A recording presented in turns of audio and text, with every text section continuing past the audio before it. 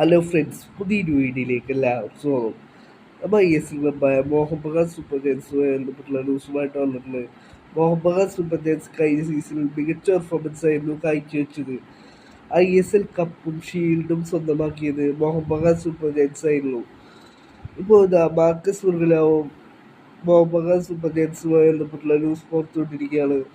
Mohan Bagan super ജയൻസുമായി ബന്ധപ്പെട്ട് Marcus മുർഗലാവിൻ്റെ റിപ്പോർട്ടിൽ പറയുന്നു, മോഹൻ ബഗാൻ സൂപ്പർ ജയൻസ് നിലവിൽ മികച്ച തയ്യാറെടുപ്പാണ് നടത്തുന്നത്. അടുത്ത AFC കോമ്പറ്റീഷനിലായിട്ടുള്ള മികച്ച തയ്യാറെടുപ്പിലാണ് ഇപ്പോൾ മോഹൻ ബഗാൻ സൂപ്പർ ജയൻസ് എന്നാണ് മാർക്കസ് മുർഗലാവ് റിപ്പോർട്ട് ചെയ്യുന്നത്.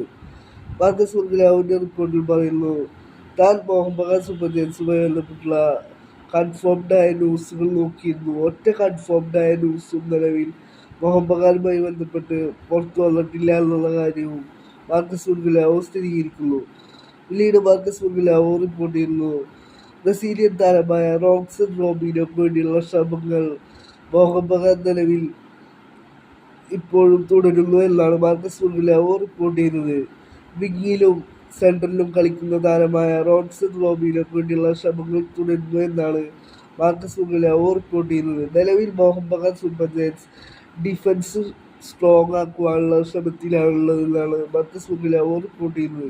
ഇതിൻ്റെ ഭാഗമായിട്ട് കൂടുതൽ ഇന്ത്യൻ താരങ്ങളെ ടീമിലെത്തിക്കുവാനായിട്ടുള്ള ശ്രമങ്ങൾ നിലവിൽ നടത്തിക്കൊണ്ടിരിക്കുന്നത് മോഹൻ ബഗാൻ എന്നാണ് മാർക്കസ് മുർഗലാവ് റിപ്പോർട്ട് ചെയ്യുന്നത്.